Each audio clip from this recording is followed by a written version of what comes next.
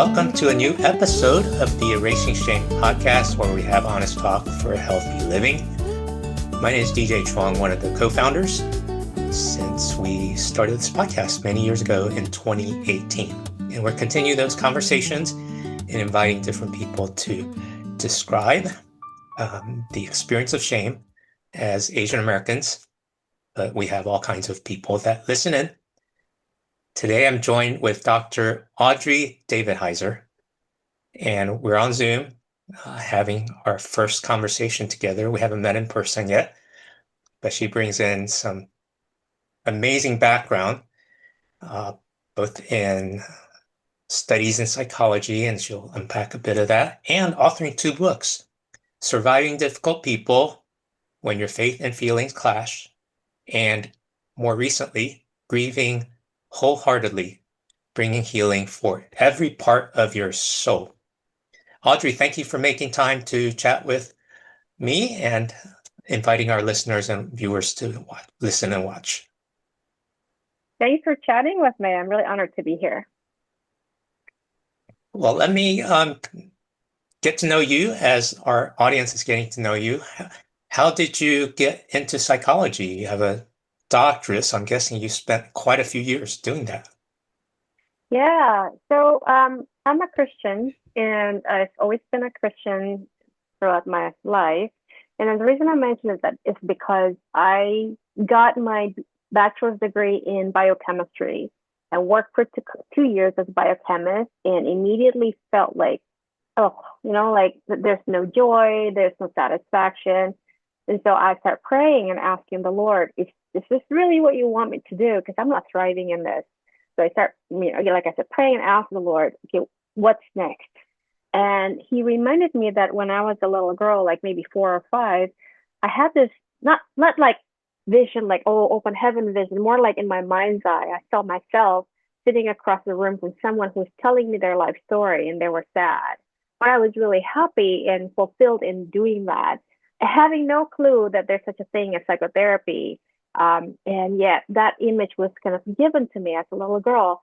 So fast forward again to working as a biochemist. And when I started praying, the Lord said, you've always loved psychology. And so why don't you pursue clinical psychology? And the rest is history. Mm. And how many years of study did you have to go through in terms of undergrad, graduate, and then PhD?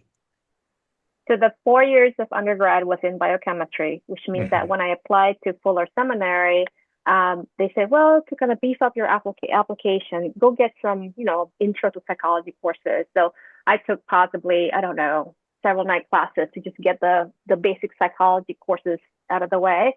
And then it was 6 years of Fuller, which gave me both an MA in theology, MA in clinical psych, as well as PhD in clinical psych. And then after that, you got your PhD, but then in my field, you have to do 1 more year of postdoc.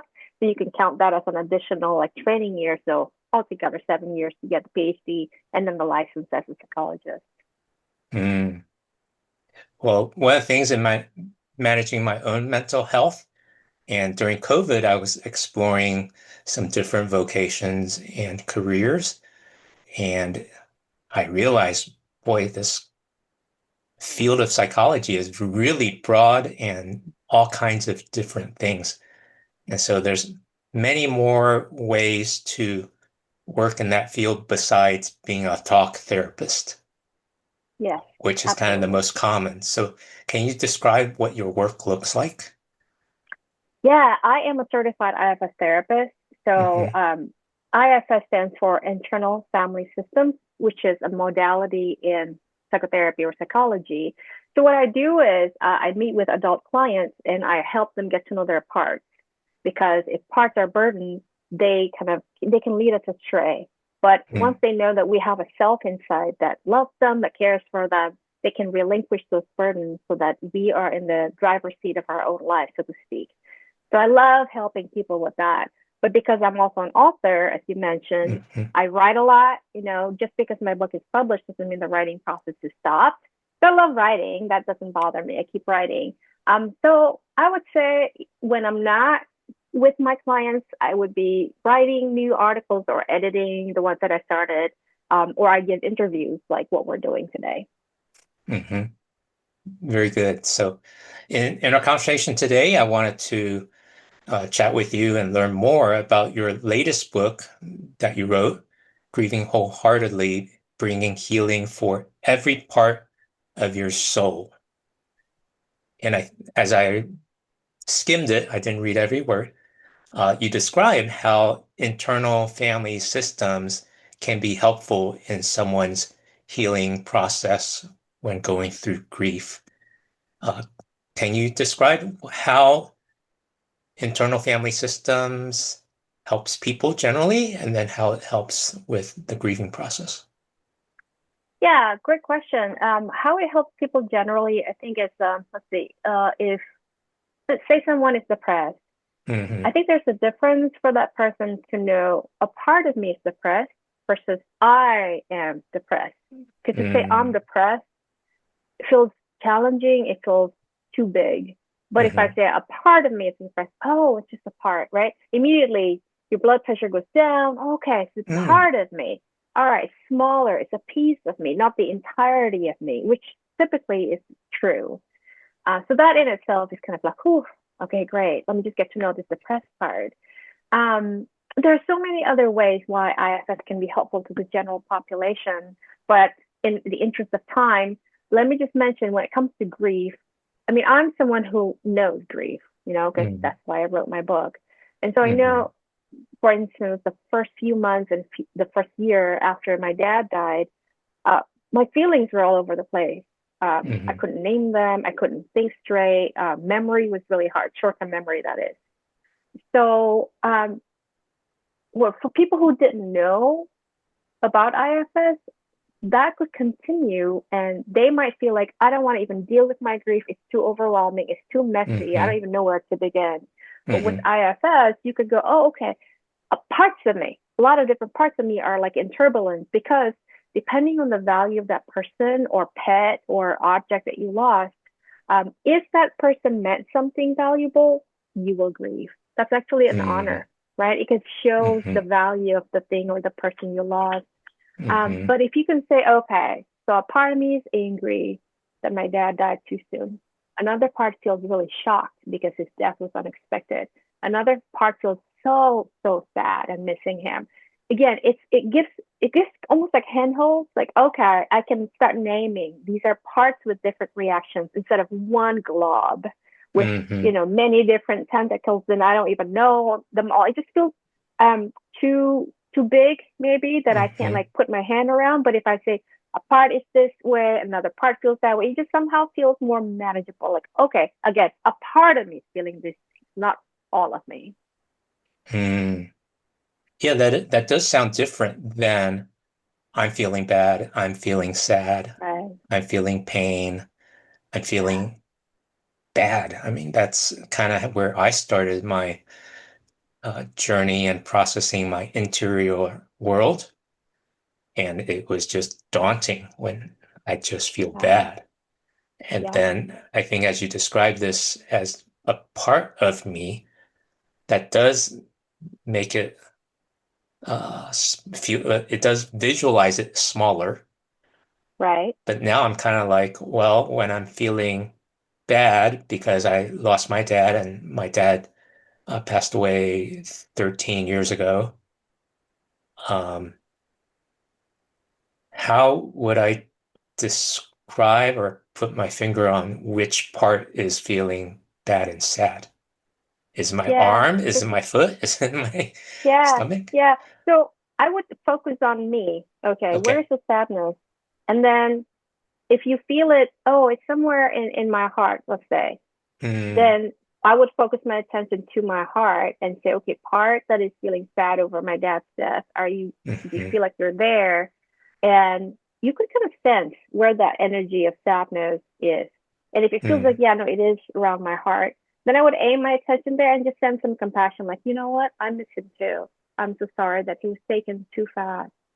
And you just be a friend to that sad part, or whatever the part is, but in this case the sad part, hmm and ask the part, do you want to tell me more about your sadness? Like, what is it that you're sad about? And just listen with an open ear and open heart. Kind of really no different than if someone you love comes to you and you just know that they're sad. Hmm. Most of us are going to say, talk to me. What happened? Right? Instead of Hmm. stay away. I don't really want to deal with your sadness. No, with a loving posture, with an open heart, we would say, come, like what we just said before, let's just take a sip of our tea together. Let's just chat. Hmm. How can I help you? Just talk to me. Hmm. And the act of talking to someone you love and trust can relieve a little bit of the sadness. So that's the beginning step. That's so good. That's a very kind and inviting gesture. And I also realize that for some of us in Asian or Asian American families, we don't get that invitation to safely talk about our feelings. We might get something like, oh, you shouldn't feel so bad, or you should get over it and get on with life. What's a better response to that? Yeah, so this, by the way, is another reason IFS is really helpful. Hmm. Because if your family or culture is like what you just exemplified, then you yourself can be that resource for the parts that are grieving or feeling ashamed or whatever they're feeling. So in the IFS lingo, we call it doing a U-turn. Hmm. Instead of going to the outside world looking, okay, who can validate me today? No, no, no. Let's do a U-turn, talk to the part that is sad or angry or ashamed, and I become the resource. I become the one saying, I'm so sorry you're feeling this way. I'm here Hmm. for you. Does that make sense? So Hmm. instead of looking to the outside person, I become that person and I comfort the one that is grieving or ashamed or whatnot. Hmm. So it's almost like there's multiple parts of you, and there are, so that the part that is able to think clearly or feel and be friendly and kind can, quote unquote, talk to the part that's hurting and struggling and confused. That sound right? Yes, yes, with difference in that Okay. there's me, the real me is Yes. myself. Okay. And so, no matter how horrendous the trauma of your or my or somebody else's background is, that person's self is untainted by all the bad stuff. So, you could have the worst day of your life. And if a part of you comes and say, this day sucks because of X, Y, and Z, yourself will have the compassion to go, okay, tell me more. And I'm so Mm, sorry that your boss fired you and your cat wouldn't even smile at you. mm, Cats typically don't do that anyway, but you know what I mean. Yourself is going to be there to like be patient, be compassionate. That's the nature of self. And mm, as a Christian, I look at self in IFS as our spirit with small letter S. mm, And so our spirit has the spirit of God living right in us. So that's why no matter how bad things are, our self, or in the Christian understanding, our spirit is there, and we are able to provide that resource, that help. okay. I think I'm getting more clarity on that. There's Okay. a core person and spirit or soul that's Yeah. the self, and then Yeah. there's parts of us around Yeah. above and weaved into Yes. that too. Okay. Yes. So I would say that the parts are parts of our soul. So there's a difference between the spirit and the soul. First Thessalonians Mm-hmm. 5:23 says that God Mm-hmm. created a spirit, soul, body. So the spirit is the real us, and the Okay. soul is the one with the different parts. Oh, okay. Because I know theologians and people really draw the Go line back and just forth about that. Yeah. differently. Yeah. Yeah. Yeah. Now, since you spent a whole book unpacking the concepts of grief and parts of your soul and wholeheartedness and healing, let's double click and drill down on why it's so hard and sometimes shameful to deal with grief. Yeah. Why is I, that, and how can we bring more healing and resolve to that when it's a shame-based experience for yeah. some or culture for some? Yeah. Um, as you can tell, I'm Asian too, right? I'm Asian American and I love being Asian American. But you are right. Sometimes it is really a detriment when we have a family or culture that give messages like, oh, your loss happened so many years ago. Why haven't you moved on? Or, just grin and bear it. You don't have to be crying over that. It's just a job promotion that you lost anyway, things like that. And it adds shame. So to where when we feel like crying or feeling bad because the promotion was given to somebody else, even the act of wanting to be with that grieving part is opposed by what our culture or family says. So that is one difficulty that we face when we're grieving. Of course, the ideal is to have an open conversation with Asian Americans, as well as other families and cultures that look down on emotion, honestly, and think that emotions are less important when it's actually the opposite. The more you understand your emotions, the better off you are as a decision maker, and the more well-rounded your life is. But that's why I love podcasts like yours, because my hope is the more we normalize the fact that we are all born with emotions. I mean, yes, it's important to take care of our bodies, but if you have a toothache or your stomach is hurting and it's okay to see a dentist or your medical doctor, why is it wrong if your loved one suddenly died or you got into some accident and it completely catapulted your future out the door and you feel, I don't want to live. I'm depressed. I'm ashamed that I haven't gotten over this. Why is it wrong for someone like that to see a therapist or a psychologist? Like, who wrote the book that says, oh, that's a shameful thing for you to actually talk to a medical professional or mental health professional? Who wrote that book? I want to talk to that person, because that is such an erroneous message. It does not help us at all, because you can't divorce our soul from the rest of us. You're seeing Audrey's body, but within me is my soul and my spirit. You can't divorce just my body from my soul, from my spirit. So it's really, really not serving humanity, not just Asian Americans, but this message of you got to be strong. You can't show your dirty laundry with, to another human being. But I mean, they were trained in psychology. They were trained to help. I don't know anybody who got into mental health profession with the idea of, I want to make lots of money. All my colleagues, if you ask them one by one, they want to help people. That's why they're in this field. So again, why is it so bad? If someone needs the help, you just go call a therapist or a psychologist and say, I just need your help.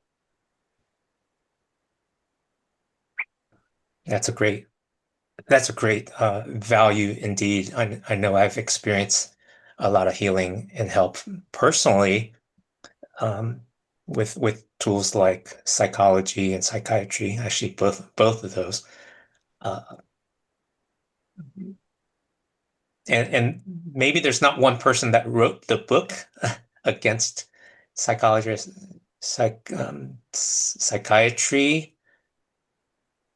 but in many of our cultures, Asian and non-Asian alike, the book, quote unquote, the book that was metaphorically written is the socialization and things that are passed down from generation to generation to generation.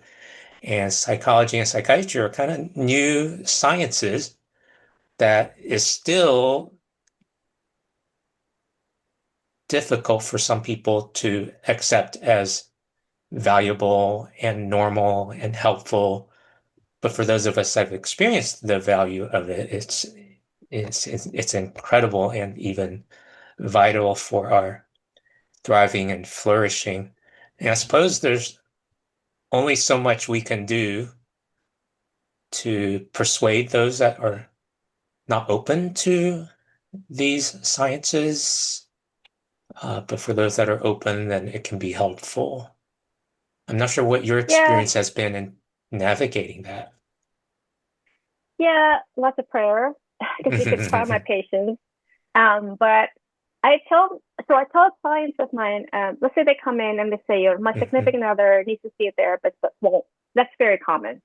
I say, yeah, I know, and I agree with you, but here's the thing, you work on yourself, because there's a difference between a self-led life versus a parts-led life. So a self-led life is someone who can say, okay, again, part of me feels this way, that way, or the other, but I'm not blended with that emotion.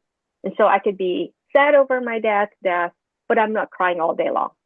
I could be angry that he was taken far too, prematurely, but I don't live my life like cursing people that cut me off on the freeway. Hmm. There's a difference. That's me being self-led. But a parts-led person would be doing these things. Like they're angry all the time. They slam doors. They don't have a good relationship with their family members. And the more people work on themselves and their parts, they move from living a parts-led life to a self-led life. Changes are happening to where the people around them see that. And so that's the best evidence that psychotherapy works. Hmm. Because the more the people around you see, oh, there's a difference. You're not that same person as you were before. Whether they Hmm. acknowledge it or not is a different story, but they see the Hmm. differences. And at Hmm. the very least, they'll kind of like internalize that and go, this person is different in a good way. And I'm kind of Hmm. curious about that.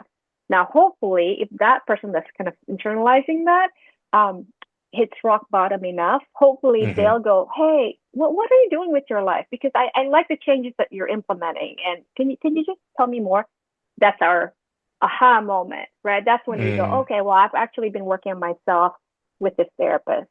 And that may not be enough. Maybe this person goes, oh, okay, and then walk away. But if Hmm. people are desperate enough, they usually go, okay, can I get that phone number? Or can you Hmm. find me a therapist in my area? So not that I'm hoping that people are gonna go to like such a low place in their lives, but sometimes if everything goes as planned and you go to work and you get the paycheck and you have a happy life, then yeah, why would you need a therapist? Sometimes it does Hmm. need like a little like jolt, like, oh my gosh, I didn't expect this bad thing happen, for these kind of people to go, well, maybe it is okay to see a mental health professional. Hmm. Yeah, so I'm going to anonymize a recent conversation I had with a friend, Okay. and he's never been to a therapist or a counselor or a psychotherapist, but someone mentioned to him that he should see one. And because I have had years of experience, 20 plus years of seeing a therapist and working with counselors, I was trying to help him uh, decide who who to see and how to explain why he needed to see a counselor. Because that's often when I meet a counselor, that's often the first question they ask is, "What is your goal?" or "What's happening that you Mm-hmm. came to see me?" Right. And when I started and didn't have the experience, it was, well, I just feel bad. Or for my friend, Right. it was, well, someone said I should see you. Mm-hmm. How would you guide someone to with the question, well, who should they meet or have an appointment with, and how do they start that conversation? Yeah, so I'm biased because I'm an IFS therapist, and Hmm. just to take a very little time, I was trained in another modality before I found out about Hmm. IFS. So Hmm. once I found out about IFS and how effective it is, Hmm. I switched my practice. I got trained in the modality until where I'm certified now. All Hmm. that to say, I would encourage this person and anybody who's listening to our conversation. So I would say Yes. to your friend or whoever else that's looking Yes. for maybe seeing a therapist, find an IFS therapist. That's tip number one. Tip number Good. two, if the person says, okay, so I'm glad that you contacted my office, but how can I help you? Then your friend or whoever it is can say, well, I've noticed that. And that's when you fill in the blank. Like I Hmm. have less motivation to go to work. Hmm. My cat died last Tuesday and haven't been the same. Like I keep looking for her and then I'm like, oh, right, she died or she ran away and I haven't found her since. Or, my grandfather, whatever it is that made this person feel like maybe I can see a therapist. Does that help? Good. Yeah.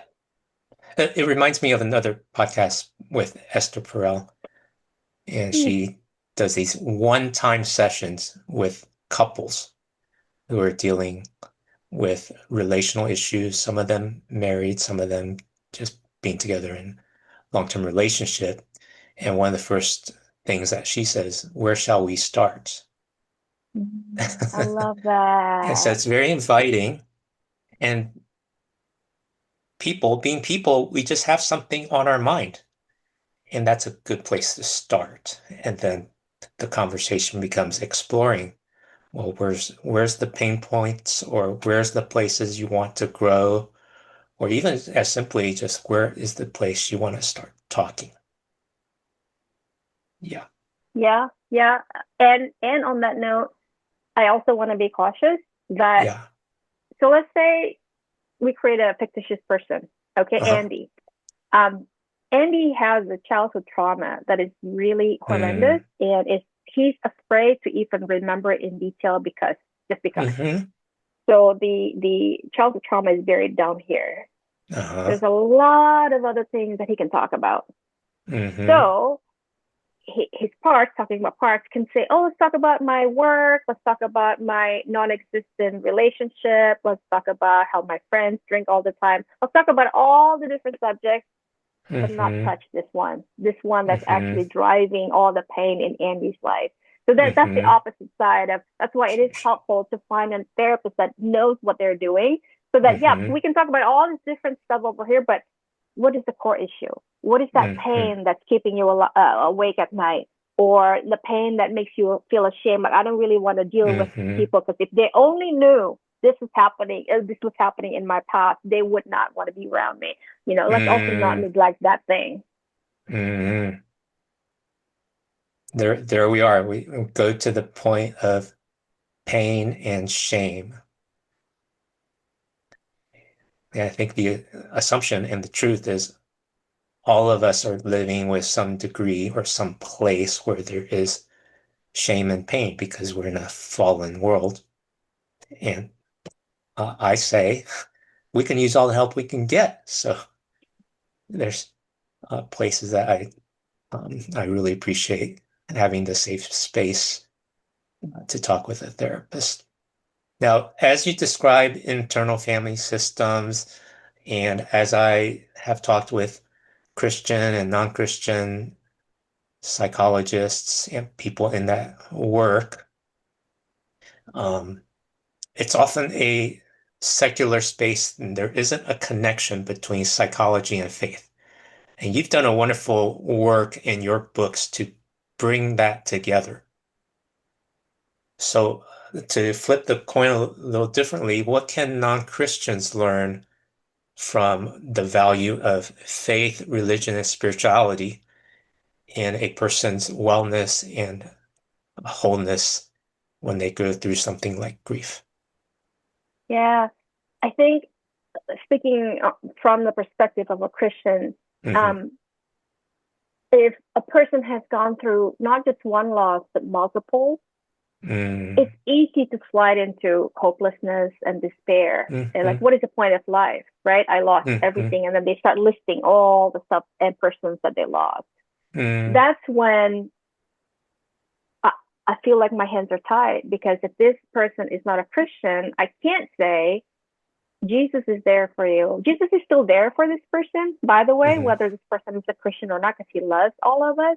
But Hmm. will this person receive his help? Now, as a psychologist, I am bound by ethical obligations. I can't talk about my stuff. I can't impose it on my clients, right? So if Hmm. this is a psychotherapy relationship, I'm not going to go into, well, but Jesus can give you the hope, especially if this client is already saying, I'm not a Christian, I'm not interested in all Hmm. that. Okay. Well, that's where I can't go any further. If this is a friendship or a collegial relationship, that's different. If I feel that there's an opening, I can say, yeah, your losses are pretty hard. As a Christian, I can offer you the same resource, which is, do you want to just pray and ask the Lord to be with you? Because I found Hmm. His presence to be really comforting. I can do Hmm. that in a friendship or neighbors or collegial relationship. But that would be the primary difference of, do we want to invite the Godhead, the God of the universe, and all that into our work together, or not? That's up to each Hmm. person, of course. Yeah, another way to say it, it's an additional resource that we can invite in and help us in dealing with whatever aspect of life. And this reminds me of another conversation I was having with somebody, that religion and spirituality has been part of the development and growth of the psychology field, and recognizing that all of us have some kind of framework and some kind of thinking and conviction about the immaterial part of us. That's Mhm. religion and spirituality. And I'm not sure which side of that lands on in terms of soul and spirit, but but it is a Yeah. valuable resource for those wherever people come from. Yeah, Yeah. yeah. And then my closing thought is I really appreciate how you describe grief as loss of any kind rather Yeah. than just loss of a person, which is probably our first instinct when we think Right. of grief. And it could be losing a job, it could be losing an ability. I'm getting older, so I'm losing Yeah. the energy I used to have, and Yeah. there's Losing all your kinds of youth. losses. Yeah, absolutely. Hope, your house, January, the Eaton fire, Altadena was Mm, wiped out. That's a huge loss. Yeah, so hmm I think that it's unfair to limit the definition of grief to just like in my case, my dad died. Oh, I'm grieving. Yeah, I am. hmm But so is someone who lives with their pet and the pet has to be put down. That's a major hmm loss. Yes, Yeah. very good. Thank you. Well, thank you for spending some time with me having this conversation about grieving wholeheartedly, bringing healing for every part of your soul. Would you share a closing thought and how people can connect with your books and your writing, as I found that you were on Substack? I am on Substack. Thanks for mentioning that. Dr. Audrey D. So it's Substack, Instagram, Facebook. Um, One closing thought is, like you see my clear glass, there's only a little bit of water left. Mm, And that's because I've been drinking it, yes, obviously. But if picture this glass as your life and mm, this water represents your grief, if you haven't really processed your grief, then you have very little space to do everything else, including thinking about your future, playing with your kids, being just, being a human being, because mm, a lot of your life is filled up with unprocessed grief or trauma. But the more mm, grief you process, the more you're opening up space in your body to where now there's more space to dream and hope again. Even though, yes, mm, that person or thing is lost and you can't replace them, but there's space here for what will mm. happen. And that's one reason it's so important to process our grief. Well, that's good. That's a great uh, picture, metaphor, and helpful to understanding the process of grief and how it opens up space, energy in ourselves to experience more of life. Because even though we lost some things, there's still so much to be gained because life is such a Right. gift and valuable. Great. We'll add links to everywhere on social media, as well as your books at erasingshame.com in the show notes. Thank you so much, Audrey, for having this conversation with our Erasing Shame audience. Thank you, DJ. Okay. Bye-bye, everybody. Thanks for listening. Thanks for watching.